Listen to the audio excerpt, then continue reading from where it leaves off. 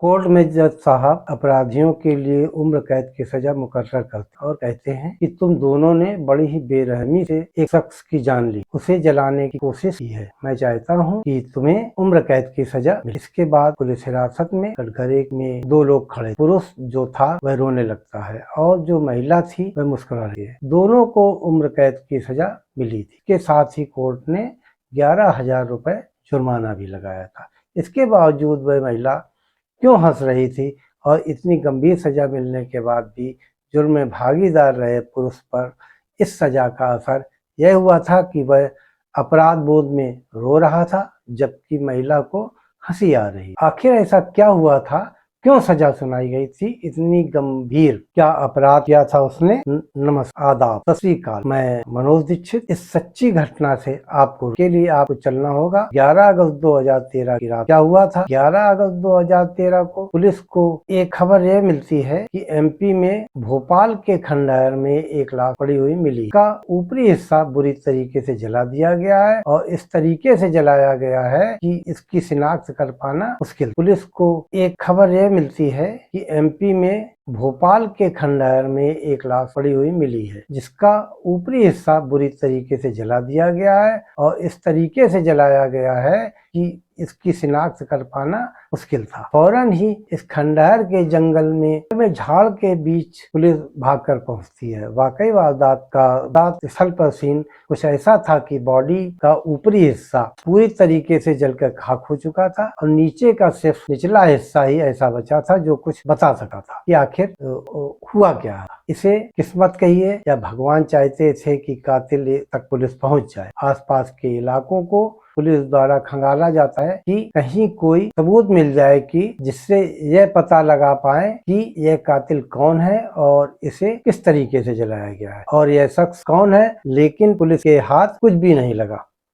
आसपास सिर्फ 3 चीज ही मिली थी, एक लाइटर, माचिस और पेट्रोल या डीजल की बोतल जो खाली पड़ी हुई थी। इसके सिवा कुछ भी वहां पर घटना स्थल पर नहीं था।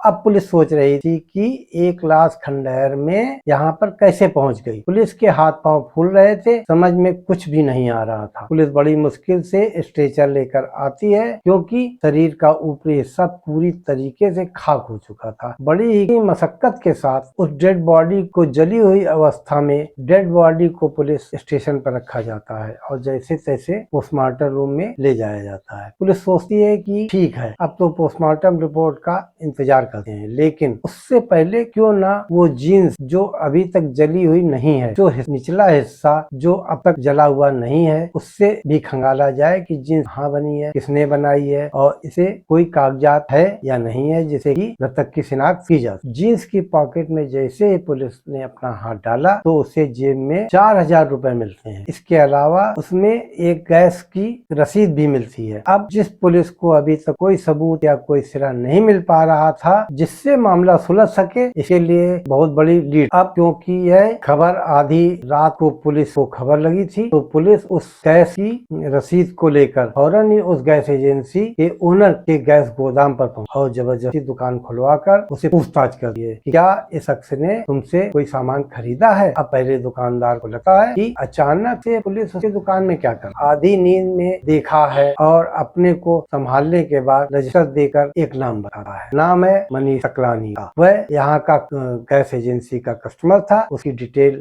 लिखी हुई थी रिकॉर्ड में। उसके घर का एड्रेस भी उसमें रिकॉर्ड में दर्ज था। पुलिस इंतजार करती रही है सुबह होने। नाम मिल चुका था, एक रसीद थी जो लीड बन चुकी थी और ₹4,000 भी साथ में ₹4,000 भी साथ में उसकी जेब में थे। मनीष तकलानी कौन है? और पुलिस के सामने सबसे बड़ा सवाल यह था, मनीष के घर के बताए गए एड्रेस पर जब पुलिस पहुंचती है तो देखती है कि बहुत बड़ी उसकी कोठी है। जब मनीष को लेकर घर वाले हैं वह पिछले कई दिनों से परेशान थे क्योंकि उनका जो बेटा है या इस तरह कहें कि जो उनके घर में रहने वाली बीबी है, उनके पति भी कई दिनों से लापता हैं। घर वाली परेशान थी। अब जब घर की घंटी बसी है और बाहर पुलिस खड़ी नजर आती है तो घर वालों को पुलिस को देखकर डर लगता है या किसी अनहोनी की आशंका से वो घिर जाते हैं कि कहीं कोई बड़ी बात तो नहीं हो गई है। अब पुलिस वाले घर वालों को बताने में कि उन्हें एक डेड बॉडी मिली है जो आधी जली हुई है। पुलिस पहले पूछती है कि आप जानते हैं किस्मत के कि मनीष सकलानी कौन है, और उसके घर वाले कहते हैं कि हमारा बेटा मनीष है। जब तक उसकी बीवी सपना भी बाहर आ जाती है और कहती है कि हाँ मनीष मेरा पति है। अब इसके बाद पुलिस फोटोग्राफ परिजनों को दिखाती है। फोटोग्राफ देखकर घर वाले पहचान नहीं पाते, लेकिन जींस को देखते ही हामी भर देते हैं कि यह हमारा बेटा मनीष ही है। बीवी भी पति की शिनाख्त कर लेती है और हामी भरते हुए कहती है ये मेरे पति मनीष। अब पुलिस को यह तो प्रूफ मिल जाता है कि मनीष की डेड बॉडी थी जो समाप्त हो चुकी है और उसकी शिनाख्त भी हो गई है। पुलिस अब यह पता लगाने के लिए का विचार करती है कि इतने घने जंगलों में यह डेड बॉडी कैसे और किसने हत्या की होगी। मनीष सकलानी प्लाई का बिजनेस करता, इसी वजह से पूरा शहर उसे अच्छे तरीके से जानता था। कोई भी बड़ी डील हो या फिर फर्नीचर का काम हो, होटल में या कहीं भी कोई नए फ्लैट बन रहे हो में उसका सप्लाई का बिजनेस, कहीं किसी तरह पैसों की कमी दिखाई नहीं दे रही थी। संपन्न परिवार था मनीष का। सकलानी उभरता हुआ सितारा था या उसे उभरता हुआ बिजनेसमैन भी कह सकते हैं। इसी कड़ी में 2007 में सपना सकलानी की शादी मनीष सकलानी से हुई थी। सपना की एक बेटी है और क्योंकि 2007 में जब उनकी शादी हुई थी, दोनों की सहमत से यानी सपना ने भी हामी भरी थी और मनीष ने भी, दोनों ने सहमति से हाँ कहकर जाकर आपस में शादी कर ली। पुलिस की नजर घर के अंदर सपना और मनीष की फोटो पर पड़ी। सपना सकलानी खूबसूरत है और पति मनीष सकलानी बेहद ही मासूम सा दिखने वाला हंसता हुआ नजर आ रहा है। पुलिस को मनीष के कातिलों की तलाश। बॉडी आदि जलाई जा चुकी थी, अंतिम संस्कार हो चुका था, लेकिन कातिल कौन है यह अभी तक पता लगाना मुश्किल था क्योंकि पुलिस इन्वेस्टिगेशन कर रही है। उन्हें कोई लीड या सुराग नहीं मिल पा रहा था, तो उन्होंने सोचा कि क्यों ना बीवी पर फोकस किया जाए। बीवी का जब इन्वेस्टिगेशन शुरू हुआ तो पता लगा कि सपना सकलानी काफी पढ़ी लिखी महिला है, खूबसूरत है, बोल्ड है और मिलनसार भी है, और जब से वह इस घर में आई है उसके पूरे घर का काम व सबको संभाल कर उसने रखा हुआ है। किसी को भी उससे कोई शिकायत नहीं है। पुलिस को लगा कि ठीक है, आम सी बात है, दोनों मियाँ बीवी की जोड़ी है, पूरे शहर में मशहूर है। तो पुलिस का सपना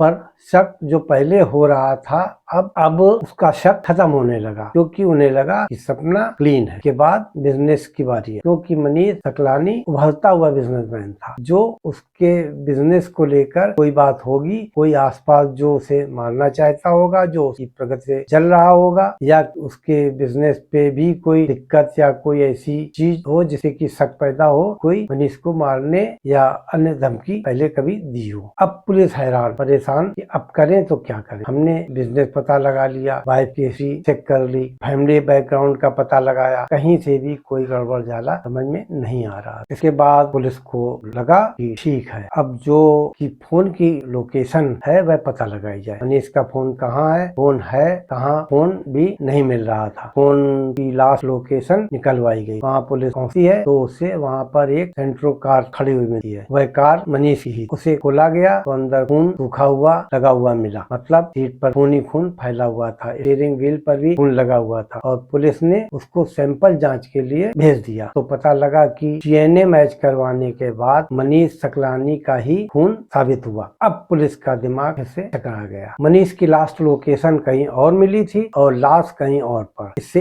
एक बात तो साबित हो गई कि हो सकता है कि पहले मनीष को कहीं अन्य जगह पर मारा गया हो और बाद में ले जाकर वह जंगल में फेंक दिया गया हो। अब लोकेशन तो मिल गई फोन से, लेकिन फोन पर नंबर और एक अननोन नंबर से उसी दिन में कई बार बातचीत हुई थी। अननोन नंबर कौन है, पुलिस ने इसके लिए सबसे बड़ा सवाल यही था क्योंकि जब तक कॉल डिटेल निकाली गई तो इस नंबर से बार बार कॉल आ रहा था, जा रहा था, लेकिन पुलिस ने अननोन नंबर का कॉल डिटेल और नाम के साथ पता लगवाया ये नंबर किसका है। अब पुलिस इतने दिनों से छानबीन कर रही थी, कई एंगल पर जांच पड़ताल कर चुकी थी और हर जगह से उसे कोई सुराग नहीं मिल पा रहा था। पहली बार पुलिस को लगा कि शायद हो सकता है पर वह कामयाब हो जाए क्योंकि जो सिम से फोन आ रहा था, पता यह लगा कि मनीष उसकी बीवी या कहें सपना का था। अब सवाल यह उठता है कि सपना एक अननोन नंबर से अपने पति को बार बार कॉल क्यों कर रही और मनीष भी इस अननोन नंबर जो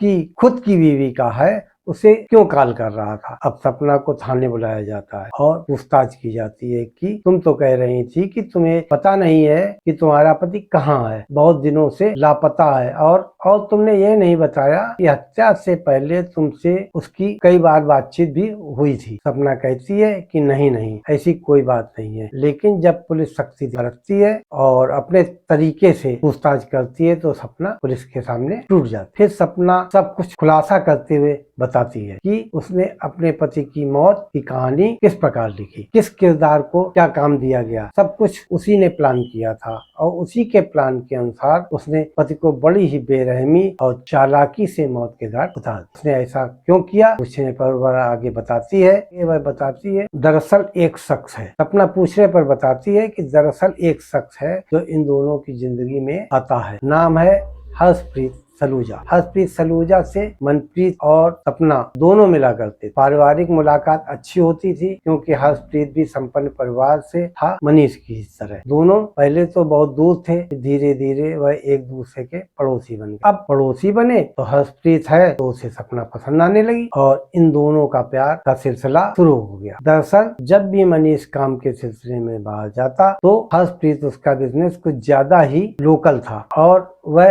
अक्सर सपना से मिलने घर पर आ जाता था। दोनों कई बार साथ साथ घूमने भी जाते। मनीष बिजनेस के सिलसिले में अक्सर बाहर रहा करता था और हर्षप्रीत ने इसी चीज का फायदा उठाया। वह बार बार सपना से मिलने उससे फोन पर बातचीत किया करता था। धीरे धीरे दोस्ती एक रिश्ते का नाम लेने लगी। हर्षप्रीत भी सपना को पसंद करने लगा था। सपना भी बीते 9 सालों से जो शादी हो चुकी थी से बोर हो चुकी थी। लाइफ में कुछ एंजॉयमेंट चाहिए था या एडवेंचर की आवश्यकता थी, बाहर घूमने का मौका चाहिए था और यह सारी चीज हर्षप्रीत में को दिखाई दे रही थी। हर्षप्रीत खुद भी अमीर संपन्न परिवार से था और सपना को बिल्कुल भी नहीं लगा कि मनीष को धोखा देकर अगर वह हर्षप्रीत से शादी कर लेगी तो किसी को कोई दिक्कत होगी। लेकिन सबसे बड़ा सवाल अब यह था कि उनका बच्चा भी हो चुका था, तो हो सकता है कि समाज उस पर उंगली उठाए। तो उसने फैसला किया क्यों ना पहले विधवा बने और उसके बाद जब परिवार वाले आकर सांत्वना देते हैं तो हर्षप्रीत आकर शादी का ऑफर करेगा, जिस पर सपना हामी भर देगी। प्लानिंग तो उन्होंने बनाई, लेकिन इसके लिए सबसे पहले सपना को विधवा बनना जरूरी था। इसके लिए उसने सोचा पति को किसी तरह, प्लानिंग तो उन्होंने बनाई लेकिन इसके लिए सबसे पहले सपना को विधवा बनना आवश्यक। के लिए उसने सोचा कि पति को कैसे रास्ते से हटाया जाए और पैसे की कोई कमी नहीं थी। उसने हर्षप्रीत से कहा कि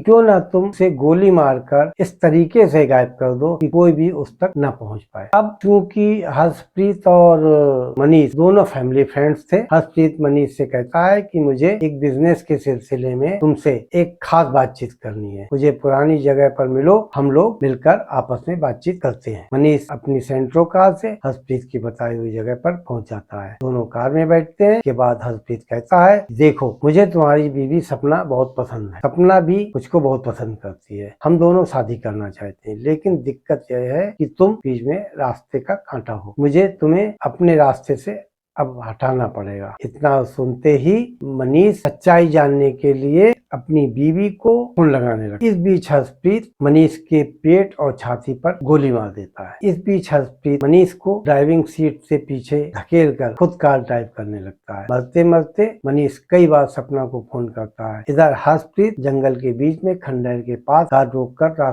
लाश को बाहर निकालता है। लाश को खंडहर में ले जाकर रखता है। लाश पर डीजल डालकर माचिस से आग लगा देता है। का मकसद यह था, पहली बात यहाँ पर किसी को की बॉडी मिलेगी ही नहीं और अगर मिल भी जाती है तो जली हुई अवस्था में मिले और कार को ले जाकर वह कई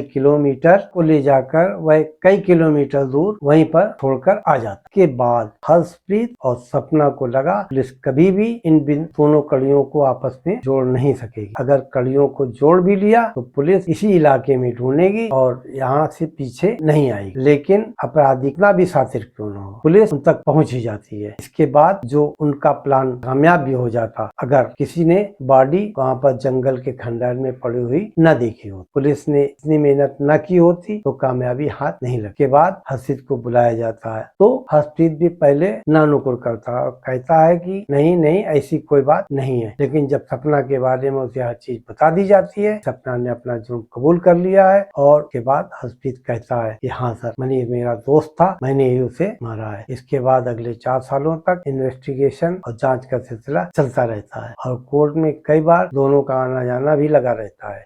इसके बाद भोपाल डिस्ट्रिक्ट कोर्ट ने मनीष की हत्या के जुर्म में सपना और हर्षप्रीत को उम्र कैद की सजा सुनाई और 11,000 रुपए का जुर्माना भी लगाया। और जब यह सजा उन दोनों को सुनाई जा रही थी, सभी सुन रहे थे। वहाँ हर्षप्रीत भी था और जो मनीष का दोस्त था, फैमिली फ्रेंड था, वह रोने लगता है। लेकिन जो बीवी सपना है वह आखिरी वक्त तक कोर्ट में खड़े होकर हंस रही थी, मुस्कुरा रही थी, जैसे उसे इस बात से कोई फर्क ही नहीं पड़ा कि उसके पति की जान उसने किस बुरी तरह से ली। अपने प्यार को सच्चा दिखाने के लिए, अपने प्यार को साबित करने के लिए, अपने प्यार से शादी करने के लिए इस एक तरीके से जुर्म को अंजाम दिया। और कातिलों का यह सोचना कि कभी न कभी पकड़े जाएंगे, वह भी बहुत बड़ी गलतफहमी होगी। जितनी सपना ने इस बात की और कातिलों का यह सोचना कि हम न कभी पकड़े जाएंगे, और वह भी बहुत बड़ी गलतफहमी होगी जितनी सपना ने की थी। कातिल अगर यह सोचते हैं कि जुर्म करके बच जाना आसान है तो उनके लिए मैं कहना चाहूंगा यह बेहद ही मुश्किल है।